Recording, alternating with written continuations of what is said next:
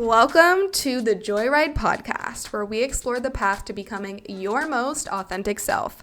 I'm your host, Rebecca Joy, a self-development coach, human design expert, spiritual enthusiast, and motivational speaker who's absolutely obsessed with personal growth and transformation. On this podcast, I'll be sharing my own journey and insights to help you activate your power, amplify your confidence, and become the most magnetic version of yourself. Each episode delivers actionable strategies, powerful energy shifts, and spiritual wisdom that you can immediately apply to break through any limitations and create lasting change. Whether you're seeking deeper self-understanding, professional growth, or spiritual connection, the Joyride gives you the tools to transform your potential into your new abundant reality. Welcome to the Joyride. Hi, everyone. Welcome back to the Joyride podcast. This is your host, Rebecca Joy, and I'm so excited to be bringing you today's episode with Camila, who is the founder of a design studio called It's GPF. I first met Camila a few years ago, randomly through Instagram. She attended one of my free masterclasses where I was sharing about, I think it was the fundamentals of human design, and she loved it, and she decided to have a session with me, and I got to know her and the work that she does, and I was so excited to have her on the podcast today because it's funny, we talk about this on the episode, but like she is someone to me online that just the way that she appears is a little more behind the scenes. Obviously, I've gotten to know her so much more over the span of the past few years, but I feel like we're kind of opposites in the sense where she works with brands, she works with individuals, and she is on the back end of things. Whereas I am more of the front-facing side of things in my business, and we all know that I am a chatty girl, and I'm very open, and I like to share a lot. And just through our conversations and getting to know her on a deeper level, I was so excited to have her on the podcast, and I wanted her to share about her work, but also share about her experience with mental health and wellness and spirituality, and really how, her, just discovering herself more over the span of her entrepreneurial career has impacted her and impacted her business. And this is this conversation was so expansive for the both of us. Like, it really felt like we were both being expanded from what the other person was saying. I took away so much from what she had to share. And I initially went into this episode wanting her to share, I think, more about, the career side of things, because she works with very well-known individuals and brands. And I'm always just so curious, as to what my friends are doing and clients that I've gotten closer with. Like, I truly am just so curious, and I want to learn more, and I want to hear more. But this conversation really flowed, I think, in the direction that it needed to go, which was focusing more heavily on the spiritual side of things. We obviously do share and talk about, her work and her profession and the growth of her business, which is so, so important. So a little bit more about her. Camila is a graphic designer and an artist. She's a creative, and she has been running her own business for the past 7 years. I learned that she has been a freelancer for pretty much 70% of those 7 years, which is wild. And she runs her own design studio called It's GPF, where she mostly focuses on what she claims to be like tangible design products. So think anything merch, packaging, signage, pop-ups, basically anything that will be created on a computer that will eventually live out in the real world. That's what she does. I am just always so blown away, not just by her work, but by the people that she is working with. And again, I was just so excited to be sitting down with her, having this conversation. It came at the perfect timing. We were catching each other up on our lives and what's all been happening, because it's been quite a while since we have sat down and had a conversation. And I just love her so much, and am truly so excited to be sharing this conversation with you all. I will be leaving all of her information in the show notes. Of course, please, please, please go check her out, send her a message. And yeah, let's just get right into the episode because it's a juicy one and it's so, so good. I love you so much. Thank you for listening to this episode and enjoy. Yeah. Are you familiar with this area? Yeah. Well, I can't remember if I told you, but I grew up in the Bay Area. No way. I Yeah. didn't know that. Yeah. I didn't tell you that? No. Yeah. So I'm from the Bay Area. So when I saw that you moved to, what's the city or town that you're in right now? I live in Healdsburg. Yes. I'm like, oh my gosh, I know exactly where that is because you would always post the most gorgeous drives along the coast. And I miss that scenery so much. I can't even begin to tell you. Yeah. It makes me not want to like go anywhere else. Sometimes we like plan travel and I'm like, but we have it so good. Yeah. But no, it's really fun. I love being here. I feel like it's just such a nurturing space. Like when I was moving here, we were between moving here and LA, and I remember kind of freaking out and be like, I have like my best friend lives in LA, my little sister lives there. It kind of was a decision that just like made sense. Yeah. I remember talking to my energy healer therapist, and she's like, it's even in the name, Healdsburg. Like, you will go there to heal. And I was like, she didn't say that until I made the decision on my own. She didn't want to, like, sway me. But Yeah. I remember being like, please tell me what to do. And she's like, no, I will not tell you what to do. But no, it felt so right. From, like, everything that brought us out here, like the decision, the communication we had with our landlords were the last place we lived, like everything just felt so aligned versus like when we were in LA, we're actually in LA trying to find a place, going to all these apartment tours and stuff. And like, just nothing was clicking. Nothing was even like close to clicking, which is when you know. But I'm so excited to have you on the joyride. We were just catching up, which I will include that brief catch up in the intro part of this episode, but we have been connected for a few years. The universe just brought us together, and immediately I remember when you came to my, like, it was a free workshop or a free masterclass where I can't even remember what I went over. I think it was maybe the 5 energy types in human design. Yes. Yeah, Like and a then level overview, and it was around the time I had been feeling like so much intuitive pull towards human design, when you're just like, you hear it everywhere and then there's something there for you. And I was like, oh my God, I want to join this workshop. Yes. yeah, and then you booked a session with me afterwards, and I don't think that I knew much about you, obviously, but I think that I had maybe your website or I had just looked you up, and I thought that it was so cool knowing what you did because I've yet to meet a graphic designer besides you. And then I saw that you worked with so many of these amazing brands, like brands that I've heard of. And I was like, who is this girl and how does she do this? So we're going to get into all of that. But I first want to touch upon a little bit about your backstory, what brought you to the city that you are in right now, because you started to touch upon kind of backtracking being in LA. I didn't even know that you were in LA. Is that where you're originally from? No, so that was only like, it felt like the natural next step. Natural, maybe not the word, but like it felt like the logical next step. Yeah. With I don't know, it's like so many people that I want to be near to, close to are there. And yet it never felt right. But yes, we've actually moved around quite a bit. Like we were in Austin 3 or 4 years ago, and I've told you that I so wish that we had known each other when I lived there because I maybe it know. would have even made a difference. But that was during the pandemic, and we never created these like deep roots to there.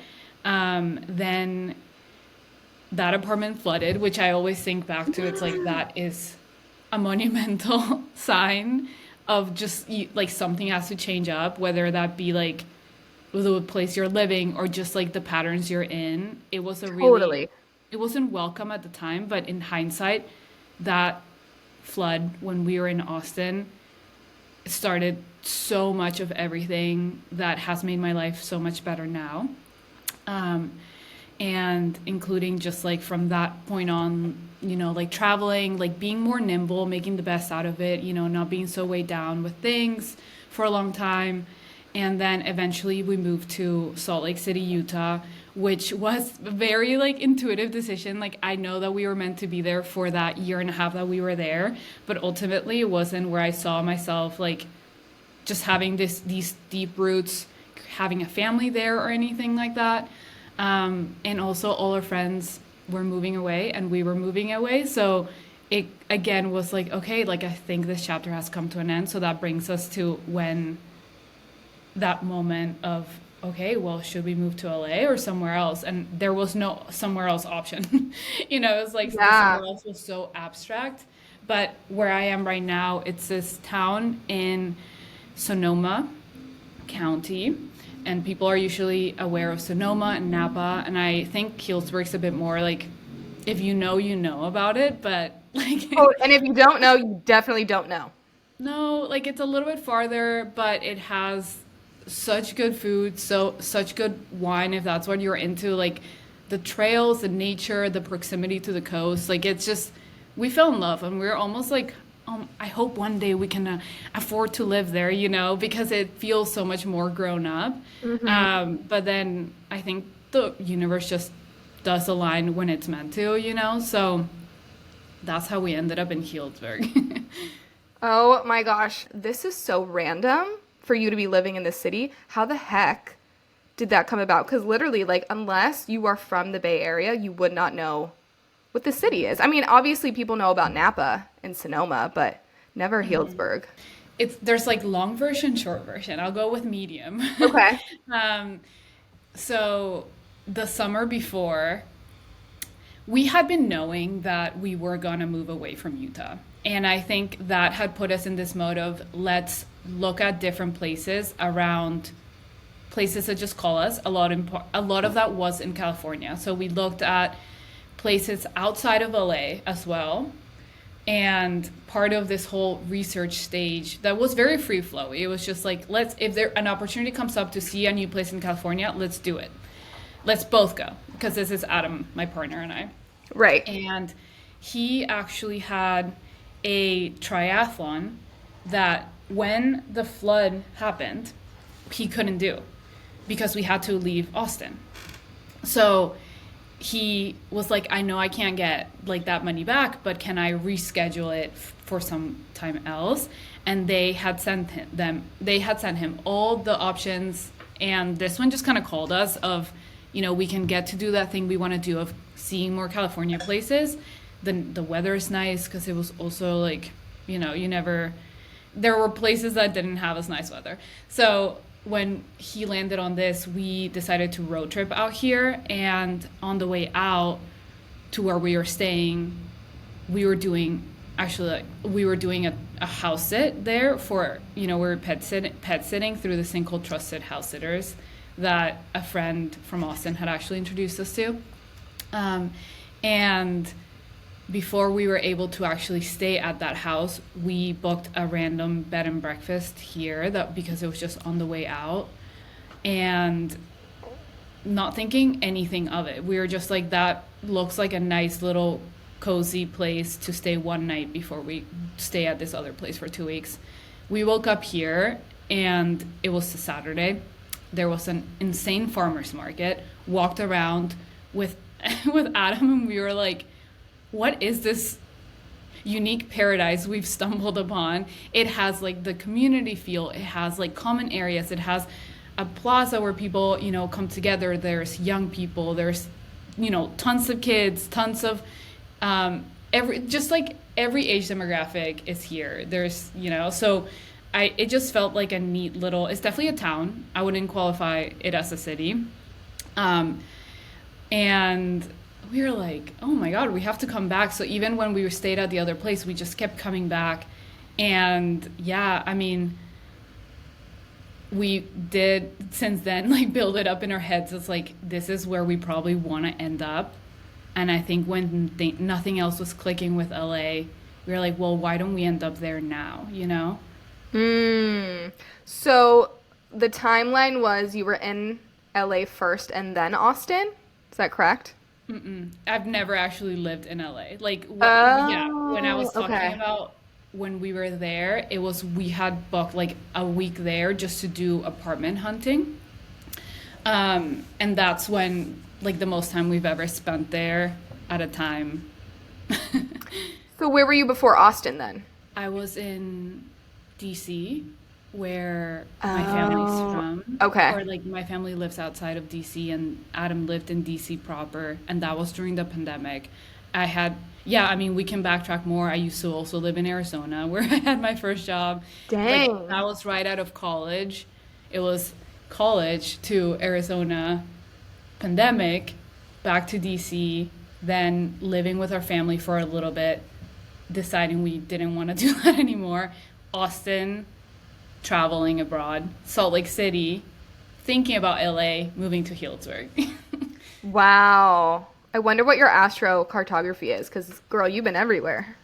Yeah, the place I felt the most at home has been in Greece. So I don't Ah. know. There's probably some. I did do this once. Like, I do remember, and they were like, "Oh yeah, that makes a lot of sense." But I don't have that much around the U.S., so I wonder if it's more like struggling to find that feeling of home. Mm. Um, and also, probably if I want to get a little bit deeper, it's just like knowing that I struggle to find a feeling of home within myself. So, Mm. Yep, that part. you know, That yeah. part.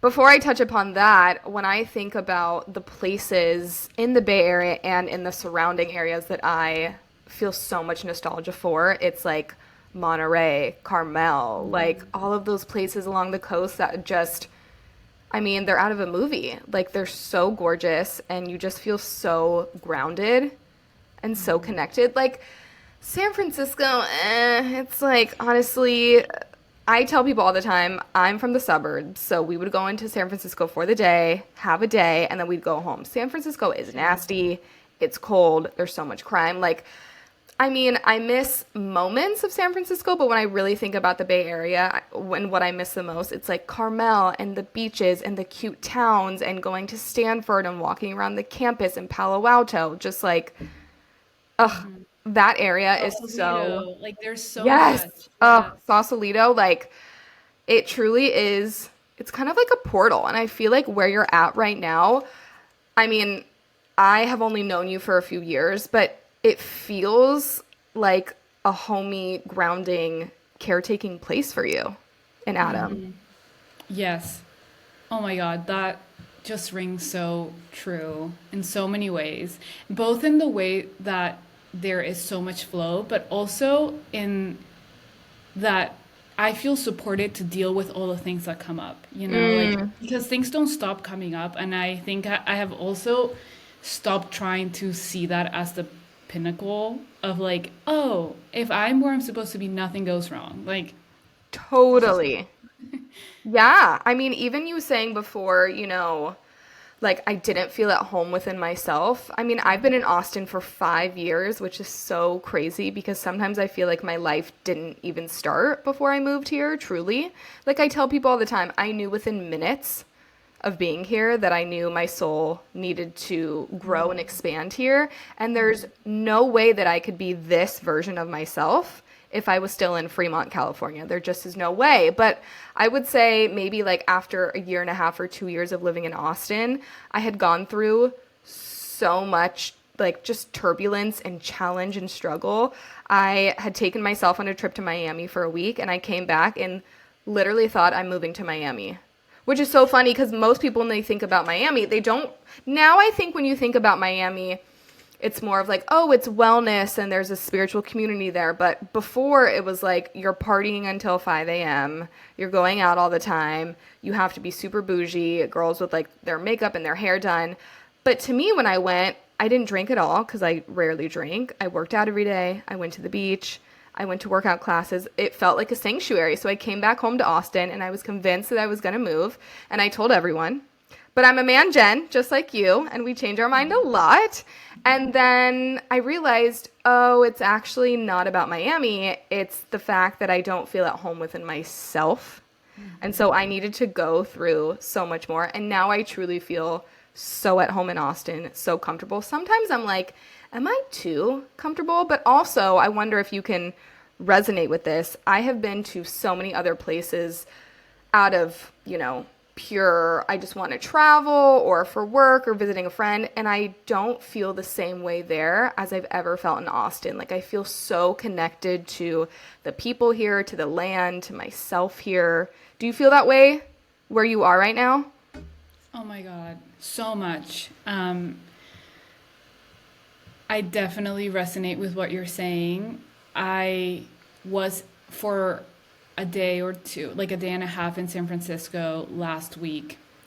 And I'm such an empath. So I'm there, I'm like feeling all of it. I'm like, oh my God, there's so much culture. But then, like you said, there's also a lot of crime and feeling a bit more unsafe. And I was driving, and driving can be a bit of a stressful situation for me. But when I was there, I was like so into it. I was like, I'm gonna go to the museum. Like I'm doing the city thing. And I just remember getting back here, driving, an hour and a half north to get back, and being like, oh my God, I am at peace here. Like that was really fun. And I like dipping my toes, almost doing that little like energy tourism. Energy And tourism. Oh my gosh, I I made it up. love that. That's brilliant.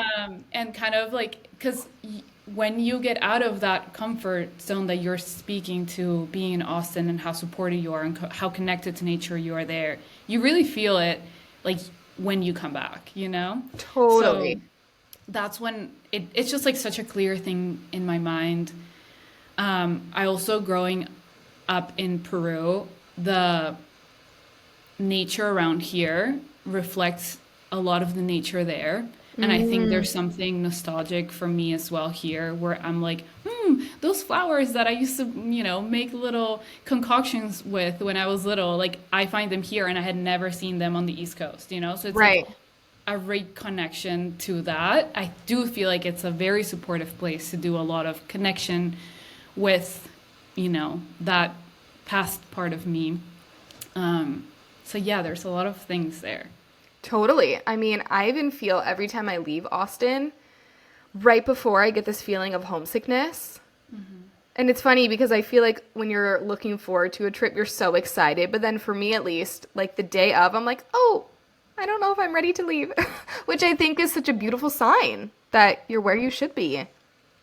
So true. And I say with Adam, like, I don't think we are done with our deep travel time, in how we see our lives.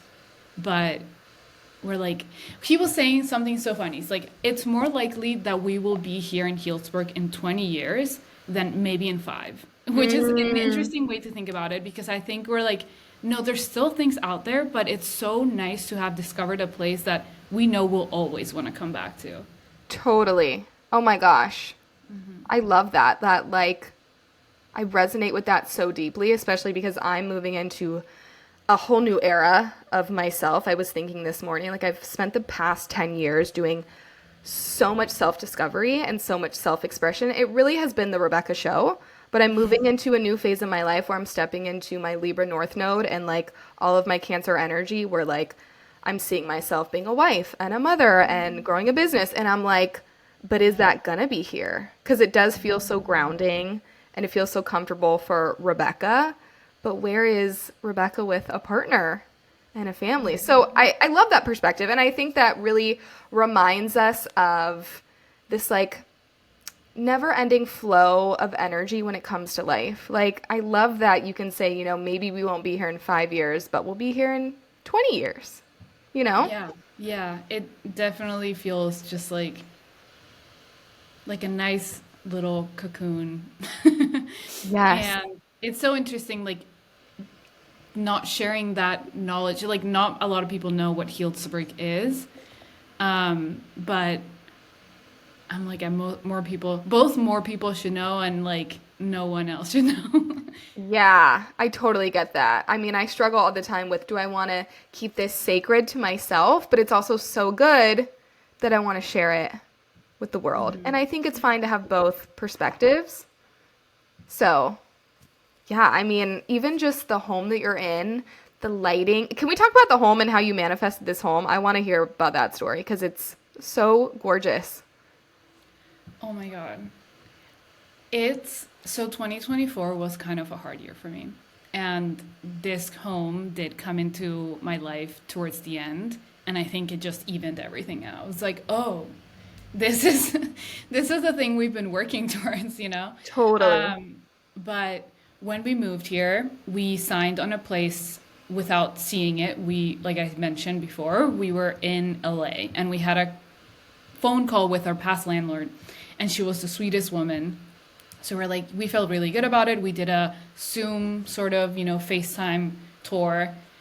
But when we moved in, and these are the things social media doesn't see, right? But we moved from like a very spacious, very beautiful, kind of open concept apartment in Salt Lake to this more narrow, same size technically, but a lot less light, just like more dated. And we were so happy to be here, but home is so important to me. It's probably somewhere on my chart, you Totally. know?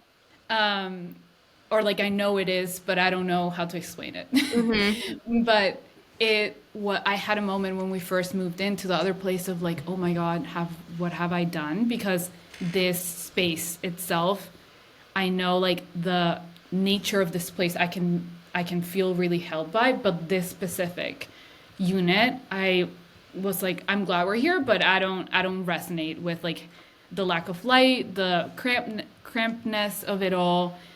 We went from having more rooms to less rooms, so I no longer Mm, had an office, which I don't know why I was like open to this when we moved. I was like, that will be okay. I won't have a space for myself, and it really made me realize like that was not okay. Um, so I at the beginning of last year was always on Zillow looking for like almost the energy of um, desperation of like I'm all too looking. well, Do you know that unfortunately. energy? Yeah. Are you familiar? Um, I would look on Zillow for things available all the time, which wasn't really logical because we were not moving anytime soon. But I knew when come December of this past of 2024, like that's when our lease went month to month, and I was like, I just want to see what's out there. Like I want to be aware and whatever. And it's like it was all a little bit of coping. I think I had to go through that. Then I also remember I was like, okay, well, I was almost like regressing in what I saw for myself from my environment. Like I was whatever the opposite of expanded is. Mm, I was constricted, maybe? contracting, yeah. Yeah. Um, and I was like having just like a bit more of doubts around like, do I deserve to be in like a beautiful place? Like all these things were just looping in my head. I don't know why. Like it was just, it was my environment probably.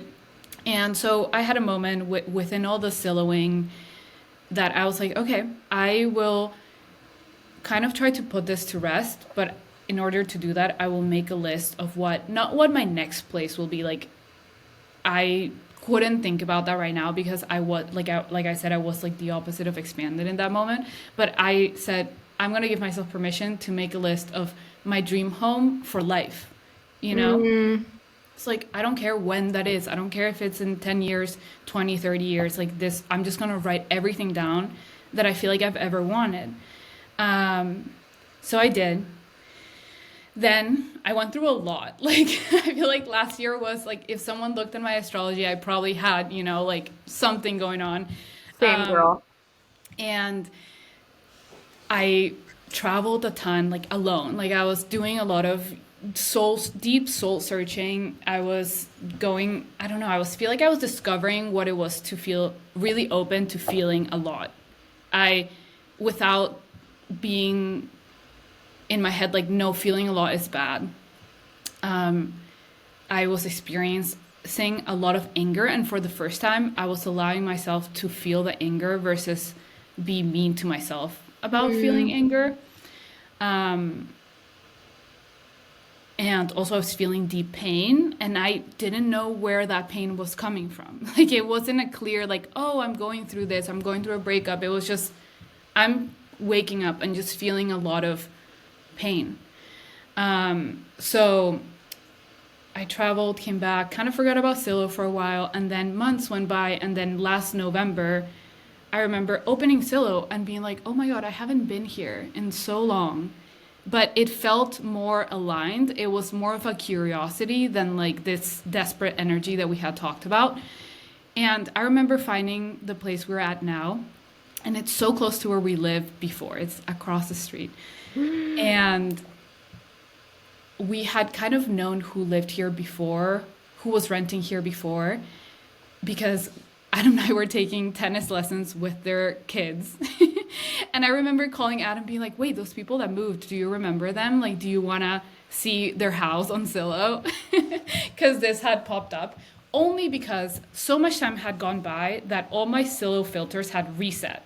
And like there was no like there was, you know how you can enter like give me places with this within this price range, like there was no high price range or low price range, Right. so or no amount of bedrooms, nothing. So when I went on, I was like, oh my God, our neighbor's house, let me be, you know, curious and see what it looks like on the inside. So I brought it up to Adam. It's like, oh, we obviously can't afford it, you know.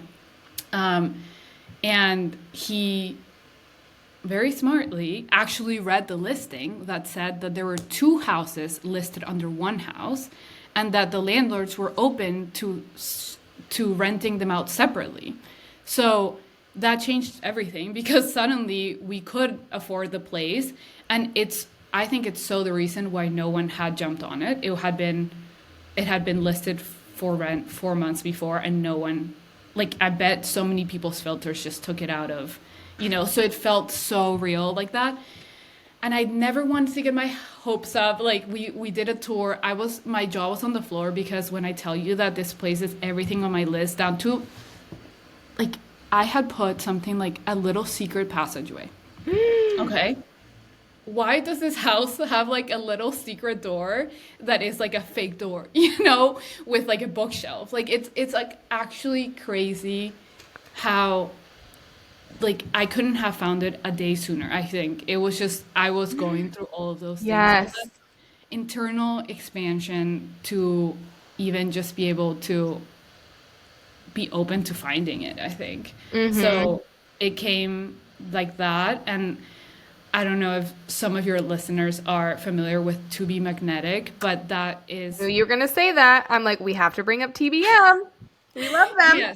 Yes, absolutely. Because I think there's so many ways to manifest. Like, I think we're manifesting all the time, blah, blah, blah, you know? But I think for someone that probably has a bit of a student mentality when it comes to things, a framework that is very clear, but that allows you to be very intuitive within it and learn your own patterns was exactly what I needed. Like, I found TBM probably like 3 or 4 years ago. And since then, I'm not constantly doing it. Like, it's such an intuitive practice. And I think you know, like you call things in, you kind of go through doing the work, because that calling things in will bring up the reasons why those things are not in your life. Yes. Bring up these opportunities to work through these things, whether that be in your relationships, you know, like with finances, like whatever that looks like for you. It was just, I don't know, it was a really good framework for me. It is a really good framework for me to have. So that is part of like when I'm doing my list, I'm following their, you know, you can check it out, To Be Magnetic. They have an awesome podcast also called The Expanded Podcast. And it's kind of when I think I find myself to all my friends being like, oh, well, like, do you do To Be Magnetic? Because I'm like, I don't know how to deal with hard things when I don't have the framework of like seeing how this is aligning with energetically what you're calling into your life. Totally. It's just such a more hopeful energy, I think, too. And I don't even see it as like, oh, it's just because I want all these things. Like, it's like I want to be like, at the end of the day, all those things represent deeper things. Like, let's say if I'm calling in finances or healthy finances, what I really want is this deep safety and freedom, you know? Like, it all aligns, and I'm like, yes, give me all of that. Give me all the safety, give me all the freedom. And in what ways am I stopping that from coming in for myself right now, you know? Yeah. Oh my gosh, there are so many points that I want to touch upon. That story is just, it's so mesmerizing and it's so miraculous. And I got kind of emotional you telling that story because I could feel how much you have gone through to get to this point in your life. And we haven't even touched upon like career and all of that, which we will get into. But 2 points that I want to bring up. The first is letting yourself allow yourself to be in that space of, I don't care that I'm not there yet. This is what I want. So many people and so many of us we're so afraid to write it down, to speak it into existence, because we think, well, that's either never going to happen or that's so far away. But the fact that you were like, screw that, I'm going to write down every single thing that I want in a place right now because I know what I want in a place. Mm-hmm. And then secondly, when you were talking about the anger and the pain, last year was such an emotional year for me, just like so emotionally painful. And I've had a lot of anger for me come up within the past few months that came through, I want to say maybe like 6 to 8 months ago when I was grappling with this like deep emotional pain, but I didn't see it as anger and as frustration. But I've done a few different healing sessions with psychics and EFT tapping, and the anger has come up. And now, just like you, I'm allowing myself to feel that anger in real time. Like even a week ago, something triggered me and I could feel that anger coming forward. And it's so crazy because we're so trapped by these dark emotions in our body.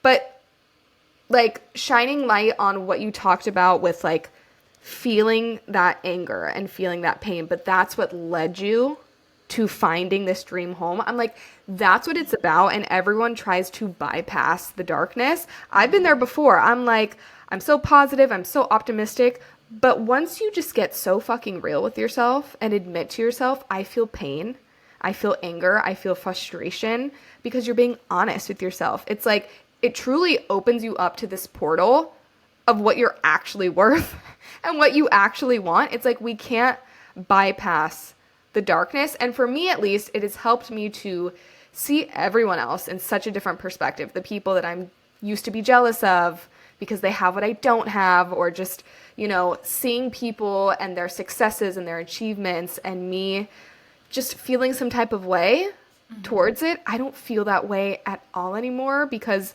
I love myself, I love my life, I love my lightness, I love my darkness at the same time. But it wasn't until I could fully accept the pain and the shit that I either was not willing to face or it just like was not time for me to face it yet. Yeah. I'm like now entering into this whole new era of my life where I'm like, oh my God, the magic. Of course I've experienced magic and miracles in my life beforehand, but now it just feels so actually attainable, if that makes sense. Oh my God. I mean, I think I like a similar way of like, there's so much there of what you just said, you know? Like, there are so many little threads to pull on that I'm like, that was huge for me last year. That was huge. Yeah. Playing with your darkness, because what was coming up to is just, if you are being like, I accept the lightness and I accept the happy and the joy, right? Like, that's all great. Like, we all want more of that. But if you are not accepting the other stuff, you're also saying, I don't want to be connected to myself in those ways. And it's like, I think we're all aiming towards full wholesome connection. I was shutting out so many parts of me that looking back or like now I see as part of just deep power too, you know. It's like, and deep power coming from those emotions and also coming from the fact that I'm not shutting down those emotions. Yeah, it was very shadowy from me, from my family and everything. Like, there's a lot there, right? But like, giving yourself the deep permission. And it doesn't come from being like, I give myself, yeah, maybe like by repeating that over time, sure. But like, it's like by doing the actions that are showing yourself like a deep loyalty to whoever you are, even the parts that you're like not trying to look at. Totally. Yeah. Yeah, the deep loyalty, at least for me, I found I want to say I turned 29 in September. From the end of September until the end of last year, I was going through the biggest ego death of my life. And I really, for the first time, probably in my 20s, I was like, I don't even know if I like what I'm looking at in the mirror, purely from a state of like vanity. I'm like, I've never viewed myself as not being a pretty person, but there was just so much that was coming up for me. And I realized I had to extract my sense of value, and none of that sense of value could come from the way that my face looked, from the way that my body looked. And I'd spent so much of my time in my 20s like pouring into my face and my body and all this, which is a huge part of just who I am as a person, but it allowed me to see all of the darkness in myself, what I don't like about my everyday life, my habits, my routines, my practices, that anger coming up. But now sitting with it and acknowledging it and saying, Rebecca, instead of saying, fuck you, world, let yourself cry. Let yourself be angry. Let yourself be frustrated. Let yourself be this person that sometimes disappoints you. Because also you're recognizing this beautiful person that people are aspiring to be like. It's like the duality of experiencing them both. And so many people that I'd worked with, healers and psychics and Reiki, had brought up that anger and they were like, you're trying to dismiss it. And I'm like, what anger? I don't know what you're talking about. And then once I did, I'm like, oh shit. That's crazy. So what I want to know is like intertwining, because you are clearly someone that is very connected and you've done a lot of spiritual work. How does this interplay with you working for yourself, being, like in the arts, being a graphic designer, working with brands? Like I kind of want to go back to the beginning of your spiritual journey. Did that play out when you were, navigating working for yourself? Because you have been working for yourself for about 7 years, right? Yeah. A long time. Mm-hmm. Oh man. Spirituality was an earlier on thing. For me, it was like maybe I was 16 or so, and I just remember going to yoga class and feeling so much come up. It was like a yin yoga class, and I did the hip stretches and cried, and I did everything. It was that coupled with like going through a breakup. And when you're just so raw in those moments, oh my God, first breakup is a portal. Like every breakup is a portal, but like Totally. that first breakup, you are like nothing, like it's the closest you'll be to feeling like such a raw pain that then you use as a vehicle to be like, who am I under when none of the other things matter, right? My heart's broken in a million pieces. Like, who am I with that being the case? And there was this yoga teacher I just resonated with so deeply. And I remember just staying after and helping her clean up. And she's like, I think you would love to do a yoga teacher training. And then that just kind of stuck in my head. And I was like, cool, like, I love this person. Like, she is so tapped. And you can just know when someone's so integrated that they are just like, like they don't it's not that they don't react, but they don't, like, things just flow, and you can just tell they're tapped into like a deeper sense of being. They've done the work and it's never done, but you can just tell, like, it's like an energy, And I started getting more into, or through that, she's like, oh, also part of the curriculum is that they read these books. And they were all standing there because they were advertising for the yoga teacher training at the time. And one of them caught my eye, which is so crazy. It's like literally eye level with me right now. It's The Untethered Soul. Such a good book. Oh my gosh. Now picture reading it after going through a breakup at 16. Like No. Just the rawness. It's like going directly into your subconscious. Like it's That just book being was crazy. downloaded. Yeah. Yeah. I mean, quick side note, I think I read that book maybe right after college. So I wasn't 16, but I was in my primitive years. I mean, early 20s. I want to say it was maybe like 21 or 22. I think I got through maybe a third of the book and I had to put it down. It was too much for me to like actually conceptualize. And then years later, I actually re-picked it up and I could digest the information. That is one of those books where I'm like, I would never recommend it to someone just starting off because it was a lot. Like, I'm like, I'm starting out. I'm coming in hot. Yeah, there were so many things about it that resonated with me because it allowed me to not be my pain. And also it introduced me to the concept of ego, how it is more seen in the spiritual way, not in like a Psych 101 way. And that was pivotal. And I think then I just tapped into like, I don't know how spirituality works with our psyches, but like, I was like, this is for me. Like, it just was like this, whatever. I don't think I had the concept of spirituality in my head. I was just like, whatever these people are talking about, there's something here that I've been looking for. I was like, no labels. I feel like it was even like pre-Instagram being big, you know, like it was just like this. And then I went to college, disconnected from all of that because I was in a very toxic relationship, and just, you know, living day by day, doing the fun college thing. Post-college, really reconnected with that so much again. I was just like, this, I've been waiting for this moment. Post another breakup, like, and yeah, we've just been like this ever since, so close. And we go in and out, you know, like it's reading the books and also realizing like our identities do get attached to these things so easily.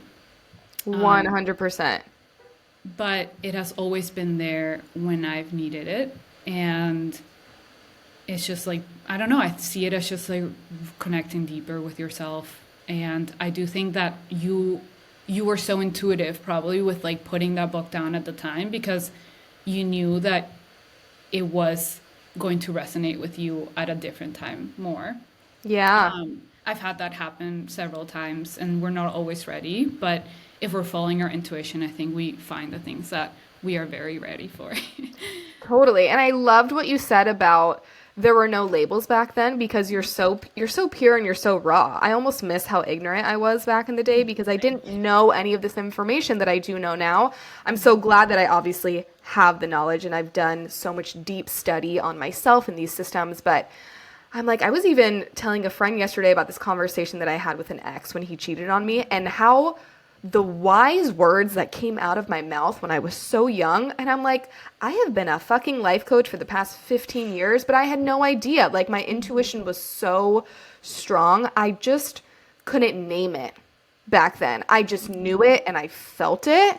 And I think so many of us, I mean, we all are so deeply intuitive. I say this all the time. I'm like, whether you recognize it or not, we are all insanely intuitive.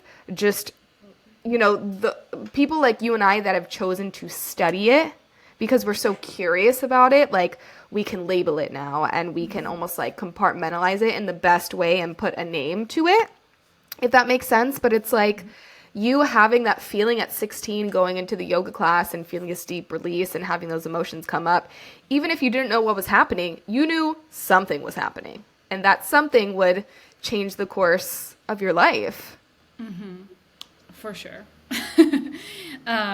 Yes. And then also you asked how this relates to creativity and to career, right? So there's also then going through, I didn't study what I do. I studied international relations and economics. And Whoa. it was fun at the time. I was very into, I have a very strong like intellect side of me that I like to feed, and I think it connects with the spirituality part of things, you know, but I see it as like there's my dad's side and he's a bit more heady and spiritual, and then there's my, or heady and intellectual and more just, you know, logical, and my mom is such an artist. And I think when I was making decisions of what to study, I was out of touch a little bit. I think I do believe it was meant to be how it was because it was, but it also, I remember clearly being like, I want to be like, I wanted to be respected. I thought I was going to be a lawyer. Like I was like, this is the way that I see the society reflects you did good back to you. And I just didn't really give like what's an artist? You know, like what's I don't think I knew what a graphic designer was. You know, like I'm like marketing, like sure, like something's there, right? But um I just went through the first three years of college being like, oh, this is what I chose. Like, I'm gonna do this. I had internships at the end of every year. I had a law internship that made me realize I could not be a lawyer. Like, I, thought I was gonna maybe work at a think tank in DC. Like, like I don't know. And then I remember just very much connecting to the feeling of how it felt to be studying. And I had a moment where I was like, I don't think I can do this, how it looks like for the rest of my life in a sustainable way. And there was a pivotal moment too when someone freshman year said to me, I was in this club for international relations kids, and it was all just me and nerds like me in there. And someone said, look around you. There's some of you here that will wake up and read The Economist, which is like an international relations magazine, for fun every morning. And then there's some of you that won't. And those of you that won't will never be able to compete with the ones of you that do. And I wanted to be one of those people that did so bad. So I asked my dad for like a subscription to The Economist. Like I wanted to make it happen for myself. But the last thing I wanted to do when I was waking up kind of hungover, like on a Wednesday, like was to crack open The Economist. I was like, no, like that's not what I want to do. So but honestly, I wasn't like bummed out by that either because it gave me a key. It gave me the key to be like, what is that thing no one can compete with me in? So I think then I just spent the rest of college trying to find what that was. And I got slowly into, like, I got an iPad and I started doodling on it. I was just like, these are the things that I'm doing and time just goes by. Like if I could get a break from studying, I was going to be like drawing on my iPad or making a collage, like things that we did back then, like I wasn't unique in doing it, but I was like, wow, like there's something here that I can I want to double tap on because I'm doing so many things that feel they were like rewarding. It was rewarding to get good grades when I got good grades, right? But like it wasn't fulfilling in any sort of deeper way. I wasn't like excited to do these things. And yeah, it was really scary because I felt so much like I just went to school for 4 years for something I'm not going to do. Like, whoa. But my body and my intuition just are so loud. That girl is so loud.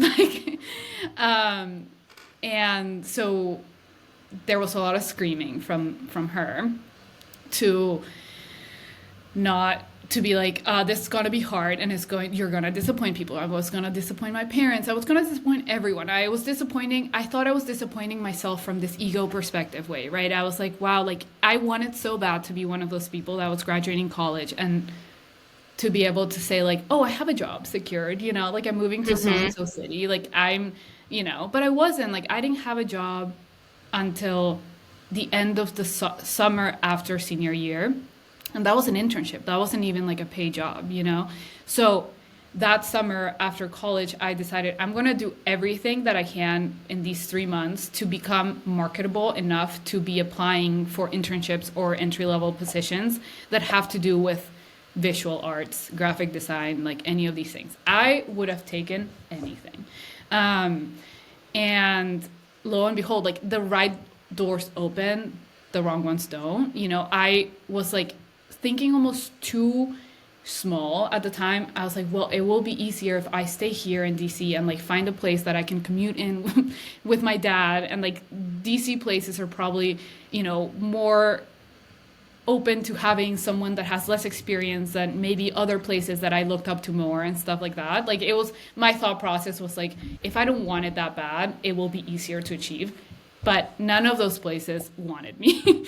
And also like it makes sense. Like I had very little skills. But the right doors opened because then I had an internship in Arizona, and that was the first time I like moved out there alone with my savings from selling these like drawn portraits on Instagram, and then moved out there, and that's kind of when my career started. I had an internship at the Mayfair Group.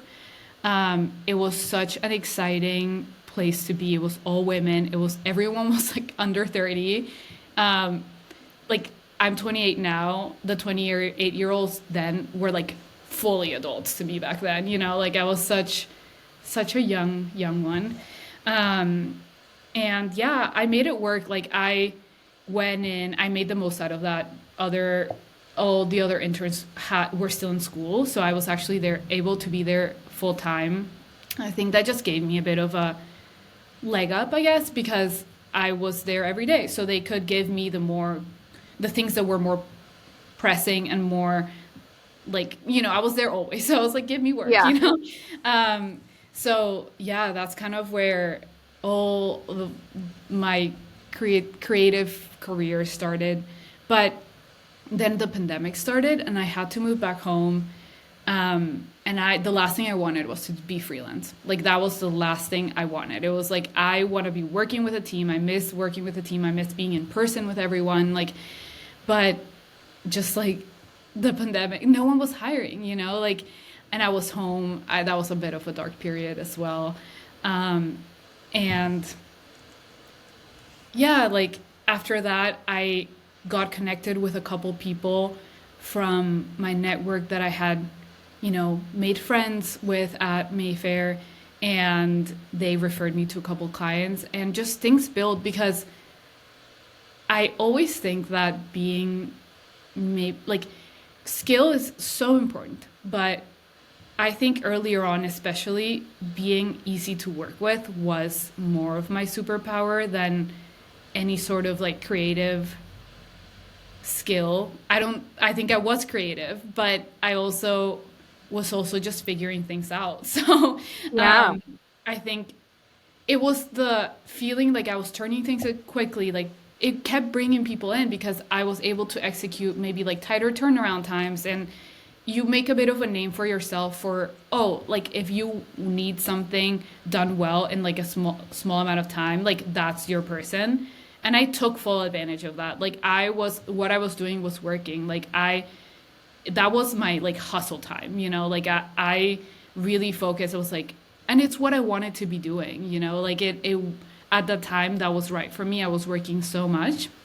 But I think it's because of that year and a half, not that long, right? Like it's that year and a half that I put my head down and all I did was work, that I do think it ended up being now. And my body told me when we were done with the hustle time, like it was like, Yeah. no, you're not. It was the flood actually. Oh my gosh. You dropped a hot fire gem that this is going to stick with me for maybe the rest of my life. You said if I didn't want it badly enough, it would be easy. When you said that, I was like, oh, snap. I need to repeat that because I think so many people are going to resonate with that. Like, what are the things in your life that you don't want that badly? Because those are probably the things that are really easy. Like, yeah, moving out of your parents' house. I mean, I remember throughout the span of my 20s where things were just like rocky and I was not making a ton of money and bouncing from like doing this job and now I'm working for myself, but I'm not doing something that I love, and questioning and sitting here and thinking, would it be the smart choice to go live with my parents? But I know that I would be miserable. I would be miserable because I wouldn't be able to have this space to be me and to express myself and to create myself. And I think for so many of us, we have a person or a job or an experience or a mentor that is a true catalyst for us. And it sounds like the Mayfair group was really, such a powerful catalyst for you. Side note, I love them and I wear their sweats and their sweatshirts all the Oh my God, time. that's right. You have one. Yes, I see it. Yeah. And I'm like, oh my God. Oh my gosh, I have so much of their stuff and I don't know if I knew that you worked there. So you worked there, you No, had an I want to say internship. one more thing about that. Yeah. The Mayfair group especially those early days, was such a creative vortex. I like it's so crazy because even talking with like the girls that I was, with in a creative space then, all still like such amazing close friends of mine. And I'm like, that was such a special part of life there in time. Everyone has gone on to do crazy things. Like, it's just so amazing to see that like those people that I met during that time are just like such amplifiers now. Like they're like, I think we all found each other. Very special time. I learned so many lessons. Like it taught me also that I want, like, after being there, I did more proper design schooling. And I was so thankful that I had been somewhere that had pushed me creatively so much past bounds. Because if I had done the Mayfair group after I did proper schooling, I would have been so much more limited in what I thought was possible to achieve creatively and the boundaries to push there. Because we were all young and none of us really knew what we were doing. Like, not in a real way. Like, it was just, people knew, like, everyone had very good intuition about what to do, but we were all very new to, like, the working world, And I think that just created a flexibility that made us all be like, there's no limiting beliefs around here. Like, we can do everything. Like, nothing's out of the realm of possibility. Nothing's out of reach. Yeah. What you're explaining sounds so like spot on to the manifesting generator process, because we're so all over the place. And I've always believed that it's better to be so expanded where there are no limits and then to channel it back. And not channel it back in the sense where I'm holding myself back, but creating structure so that you can flow. So I love that you just can go back to this time in your life and say, I'm so glad that I did it this way. And I went into this company with no limits because it stretched me so much. And then from there, I decided, okay, this is really for me. Now let's, get some proper schooling in. And I think most people would do the opposite, right? They go the conventional route, which is like point A to point B to point C. But what we've learned in our own process is like sometimes you got to go from like point A to point M and then back to B. And it's like at times nothing's really going to make sense. But then you get to this point where, we'll talk about how you're in the career that you are in right now and how like all of the dots have connected basically. So it's like interesting. I think I like forget how it all connects, and it's too long a story. Like I've like connected all the dots of like that client was, refer me to that person, and like that's all fun and like so fun to do on my end. But it has just been like you follow your own curiosities, you end up where you're supposed to be.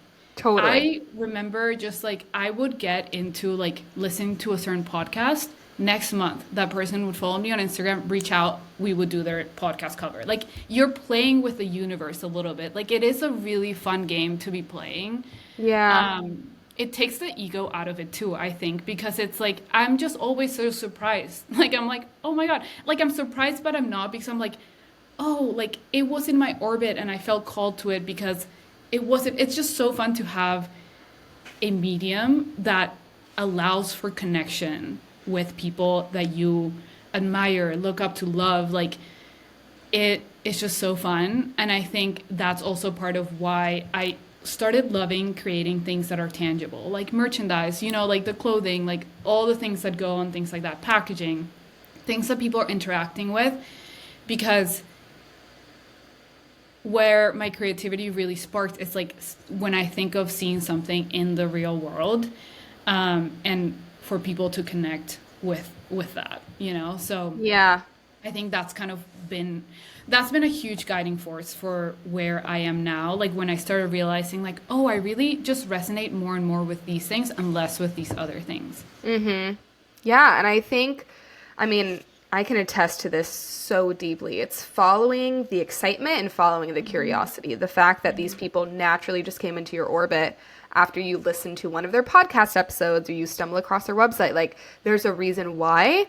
So I'm curious to know, because you, and I would love for you to name drop some people and some brands if you can, just people that you've worked with, because you've worked with some really big names. Like, when I first had a session with you, I'm like, oh shit, this girl's like a big deal. Like, you're working with some big people. But I would say the way that you come across online is more behind the scenes and reserved. Like, you know me, I'm such a big talker, I'm such a big yapper. I'm very open, but like for you, like I admire people like you who run your own business and you aren't.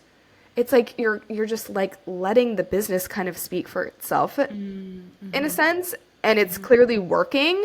So are these people coming to you? Are you reaching out to them? Because you are very well connected.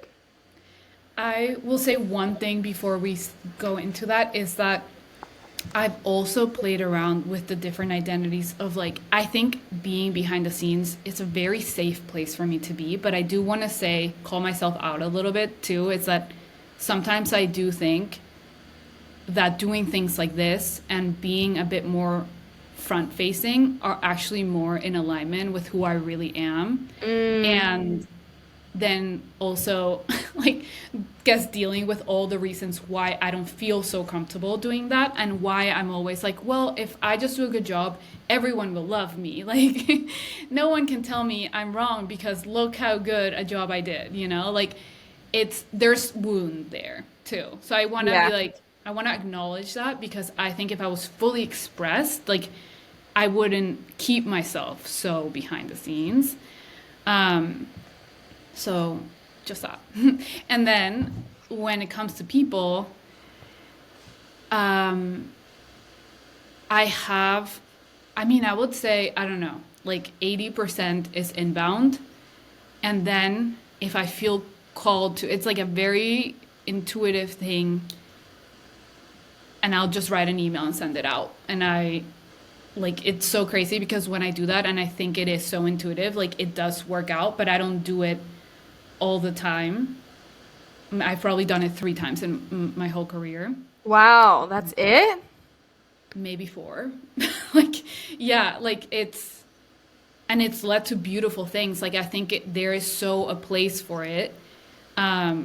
So get out of your way. If like, I'm not saying don't do it. I'm saying like, do it. Like, just don't have like ego about it. Like do it when it feels very right. But for me, a lot of the times it feels more natural to almost like attract it in. And it's like so funny because you end up realizing that everyone knows each other. So I remember this was so clear when like I worked with the Form girls for something. I had just been like, Sammy Spalter was like, there's something that she's tapped into, like her deep joy that I just felt so connected to. And I remember someone knew someone, and they reposted something that I did, and then Sammy followed me. I mean, I'm probably butchering everything, right? But like, it was just so like that of like, oh, like it's kind of ceased to surprise me, but it is still so like joy inducing, you know, because it kind of reflects back to you like, oh, I am very tapped into like who is speaking to me in a more deep way, and to get to like create with people that you look up to and that you feel so inspired by is magical. Yeah. So yeah, that's like, I would say that's a good example. That's a little bit more recent, but it truly is just like little moments of magic, like with the house, like one thing really leads to another, and it's just like so fun to see how in retrospect everything was aligning for that moment, but you didn't know. You were like, Yeah. I think moments too that I'm caught up in the desperation energy, nothing flows, you know? So Could not agree more. it's just like whenever I'm feeling a bit more low, it's like other parts of your life will influence, you know, how you feel about these things. But when that starts creeping in, things kind of stop. And I'm like, I need to pay a bit more attention to that. I actually had a friend recently ask, like, she was dealing with some career imposter syndrome, maybe just feeling like in a transition period.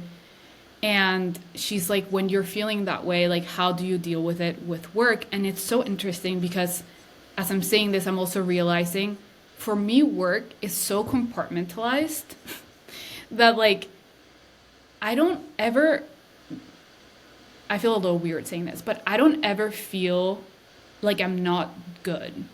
Um, Mm, so I don't know where that comes from. Like, a lot, also, I don't feel like perfectionism around work, which is surprising to a lot of people that are creatives because it's like, how are you ever done? When do you know you're done? I'm like, I'm just about to be done. Like it's interesting. I do see it and I don't know where it comes from, but like that's the stuff. Like if someone resonates, please let me know because I don't like when it comes to career for some reason. I think that's just like so dealt with. But when my personal life starts influencing me in career a little bit, like that's when I can really feel the shift of like it's more like a personal, like how I'm feeling about myself, and it does start like, it's still so compartmentalized and it's never like bad, but it mm. does feel like I use how I feel about my career to expand my own self when it comes to other parts of my life. Um, because I'm like, there's something there that I've tapped into that I don't have to be always looking for something outside of myself Yeah. and like I do in other parts of my life. That's so beautiful. And I love that because I think most of us have it the other way around. Like what you're explaining, it almost feels the opposite for me. I'm not at that place yet where I feel like of course I know I'm good at what I do, but I'm so secure in myself and in my routines and how I take care of myself. It's like I'm still working on how that fully translates in my career. Yeah, And yeah. I think, just realizing that we are all on such a different path and on such a different journey. And I always say we're always growing and we're always evolving, but how and when we grow and evolve is going to be different from person to person, especially when it comes to the different aspects of our lives. So to me, it sounds like kind of early on, you almost like very clearly saw your value and how you were going to support yourself. For some people, they don't get to that position until they're 40, or That's it's right. like after they have kids and after they have a partner. And it sounds like in this arena of your life, you're like, I see myself as the expert, you know? And to me, it's also like the people that you have worked with are at such a high caliber and such a high value. It's only going to advance your caliber and your energy and your value as well. I mean, can we name drop some people? Because you've worked with like some really big people that I think listeners would be like, oh my gosh, this is so amazing. Not like in Yeah. an egotistical way, but like, oh shit, I can do this too, you know? Yeah. I mean, I work right now at Park, which is just like, this is such a fun season of life. Mm-hmm. That's definitely a brand that's getting a lot of attention right now. And it's so fun. It's so exciting. It like comes with drawbacks too, with, like keeping up with demand and things like that. But it's just been so exciting to be it truly where it feels like the action is all happening. It's like every day. It's like Chelsea, someone with all of the ideas, like so many ideas. Someone I just like very deeply respect sometimes, and such an expander because so many times I'm like, oh my God, like I'd be scared of that. And she's like, what are you talking about? Like I'm like, yes, like it's so lovely to be around that energy. Yeah. Um, I loved also something that was so crazy, working so early on. I think I had been working in design for about a year. I worked with Tezza and their whole team. Amazing people, love them. um, they are so creative and honestly also just like people that are not really like getting too like fixated on what other people are doing, which is really powerful energy that I'm Yeah. like, yes, I love working with people tapped into that because it makes my job easier because it doesn't feel like I have to do this dance of like are we, like not like copying others and things like that. Um, it just makes it so easy to, you don't have to educate them and like, wait, no, like let's not do that because someone's doing that. It's like they're just like, no, we wouldn't want to do that, like Yeah, they're not um phased. They're fully focused on their own lane. yeah, yeah. Who else? Who do you think the listener should Skinny Confidential, right? You've worked with Oh them. yes, yes, yes, yes. That's I did a couple of huge. No, that was actually someone who, when I was saying like I was so obsessed with their podcast for like the whole time that I was traveling abroad. And I would like, it was all like, and they have been doing their podcast for so long that I had just such a gold mine to listen to. I was not going to run out of podcast episodes. And then after that period of time, a month later, someone that I knew in common was like, "Hey, would you be interested in doing like a podcast cover for them?" And I was like, "Are you kidding me? Of course! Like, that would be amazing, And since then, just like working on more things with them, like I've worked with their kind of like sister company, Woo More Play. They were actually a pretty early on client that I have just loved working with, and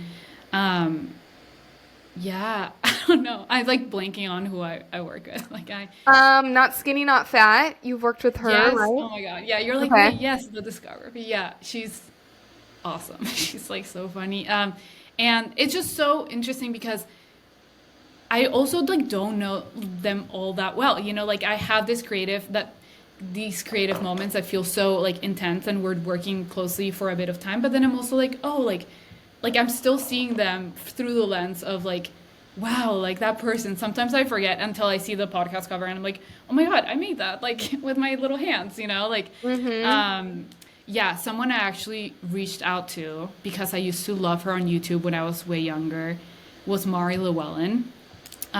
So she's one of the 3 or 4 people that I've reached out to. Like I have an email. It's like, I'm just, like it felt so aligned. I was like, I had loved her on YouTube, forgotten about her.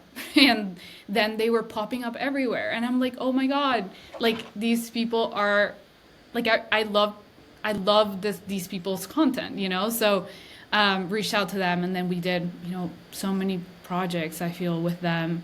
But yeah, it's been a fun time. It's been a good ride. It's also interesting to see like a lot of the people I work with are not big brands, they're people. So it is cool that I'm so much of the time working with them directly and seeing what their creative vision is to different extents, Yeah. So most of these people that are coming to you inbound, that's through referrals, I'm assuming, from Yeah, people it's kind sharing of your like, work. oh, they know that person, or I wonder if they asked about a project I did, who did that? Like I don't always ask. Like sometimes people say, sometimes it's so much more clear, but social media helps a ton because someone can just go in and be like, oh, this is the girl that did that, and I love that. And, so it's not always like, oh, someone said, but it's kind of like referral through exposure to that person, I guess.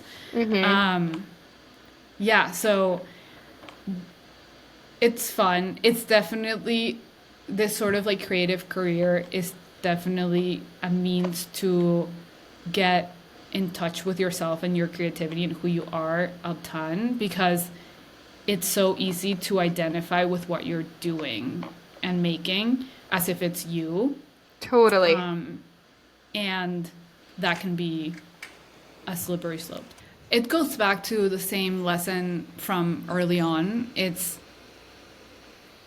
be kind, be pleasant to work with, and if you say you're going to do something by a day, you try, do it by that day or earlier. It's just like little things that make you look good in general, manners, Yeah. I guess.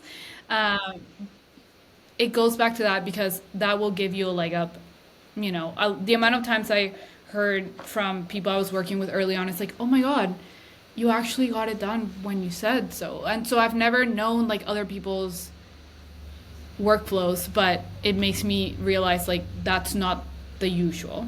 And take that and make it your superpower, and then also work on your skills. Like Yeah. I think going back to the thing I said about no one can compete with you if you're doing the thing that you love and you can spend time doing, unlimited time doing, you will just become better.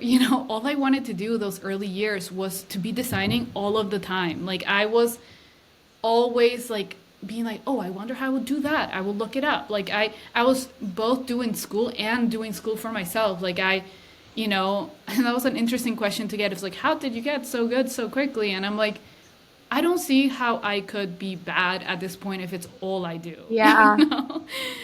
Um, it really is a muscle that you're using. It's like fun to get better and better and realize too that you're getting better. For designers, I would say also a tangible tip is take the time to learn the commands that will make you a quicker designer early on, and they will be all the difference of spending 4 hours doing something versus 40 minutes doing something. It's kind of like a language, like you are designing. It's so nice to get to a point where like the ideas are now the ceiling and not the skill. Because that's something I struggled with earlier on, is having these ideas but having no idea how to do it. Or like the skill, like I would do it and it wouldn't look as good as how I want it to look, so keep pushing and keep, ideas end up being so much more valuable, but you do have to work on the skill. So the order is like, be kind, good person, stick to your word, work on your skills, and then like really focus on letting those ideas fly. Like it's never crazy. Like it's only, it's also so nice now being part of a team that it's like not crazy, but like no, there's no like bad idea. Something is not something that's like a little bit out there is recognized as a superpower. So yeah, be mindful who you let in with their feedback. Like I said, it was so important having that first job to be somewhere where everyone had like a beginner's mindset. Yeah. Oh my gosh.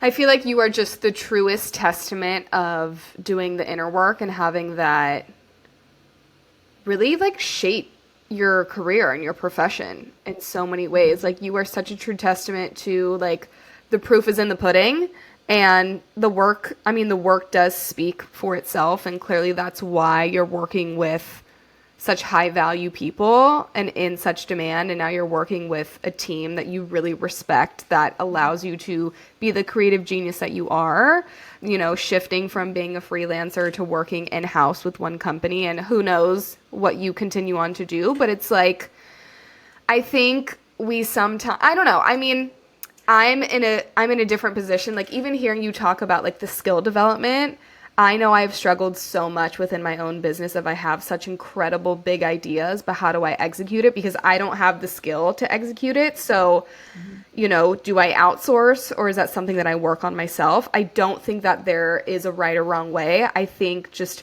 what has been highlighted so much in this episode is coming back to you and your sense of knowing and what feels best for you and following that intuitive nudge and trusting in that above all else.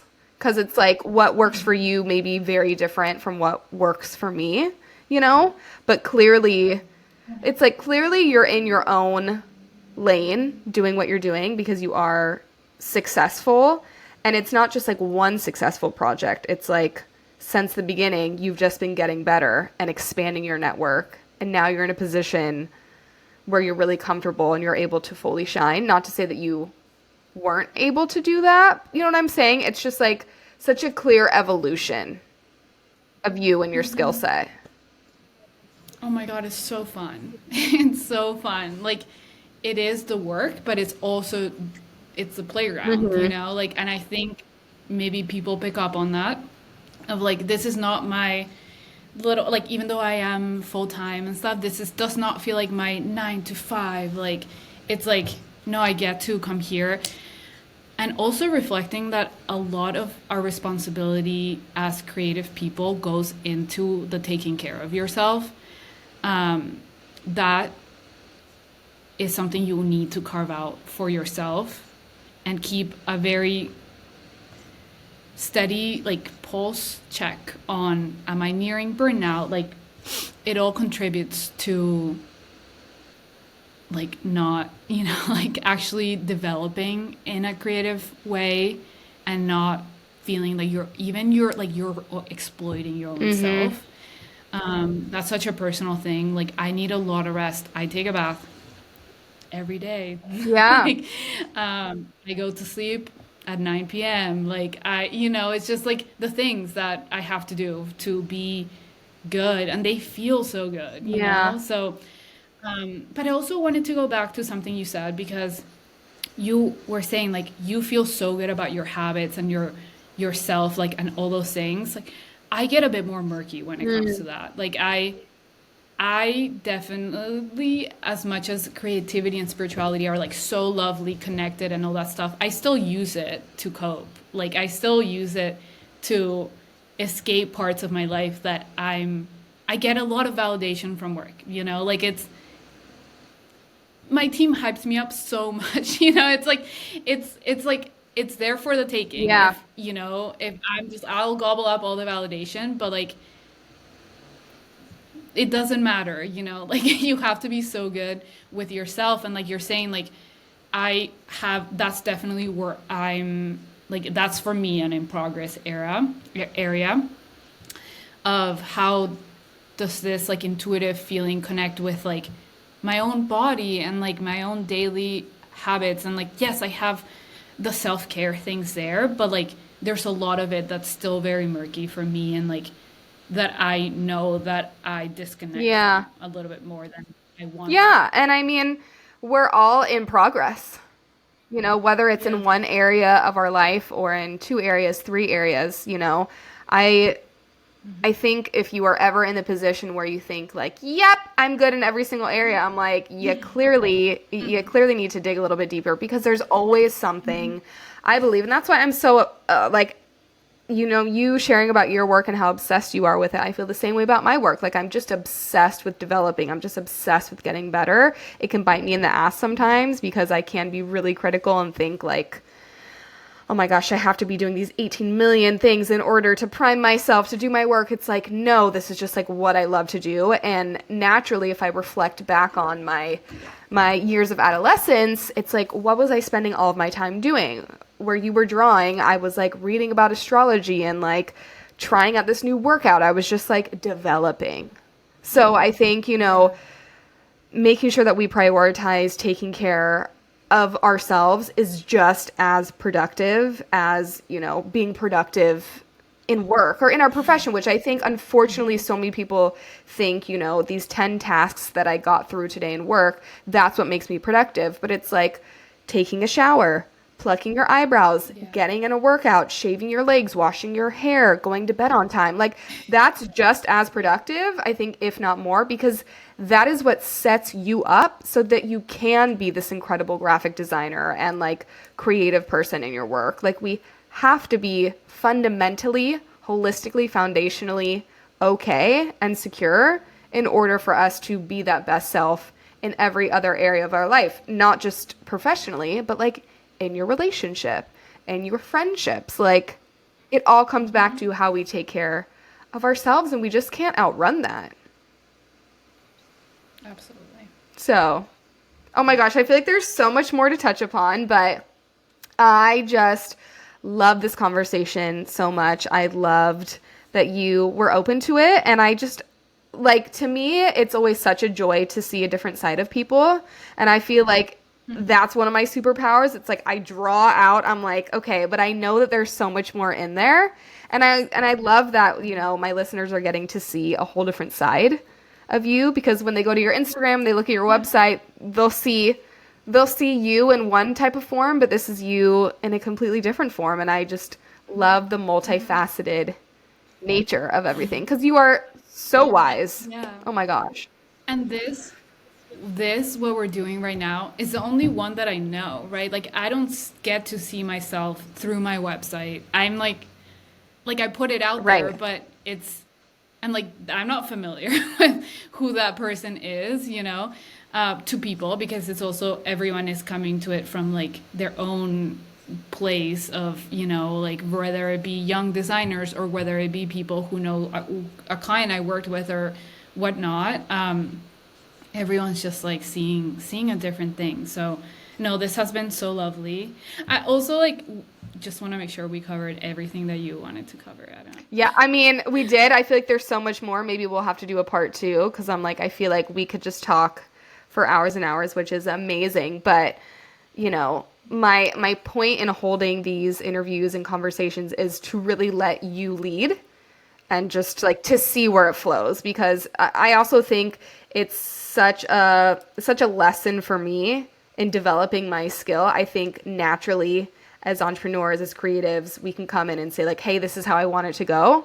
But like you make a plan and God laughs. So it's like I come in and say like, hey, I would love to talk to you about graphic design and all of this. But it's like clearly we needed to take the spiritual turn and then touch upon work, and It's all because it's all connected. connected. Like Yeah. sometimes, yeah, I find it hard to discern between one and Yeah. the other because to me, the spirituality and, you know, the self-development, all these things are part of work, and work is part of that. Like it is also connected in my mind. And yeah, I think living this sort of like life where I'm like in my own little area, like it all just is, you know. And so thank you for the space. I love this conversation and like this excuse to just like catch up Yeah. more Yeah. properly. Well, I will, of course, leave all of your information down below, all of your links. I think I know the answer to this, but are you taking on new work right now, or are you Not okay? right now. Definitely. Like, we bite off more than we can chew Mm-hmm. sometimes. But yes, that maybe sometime soon. Yeah.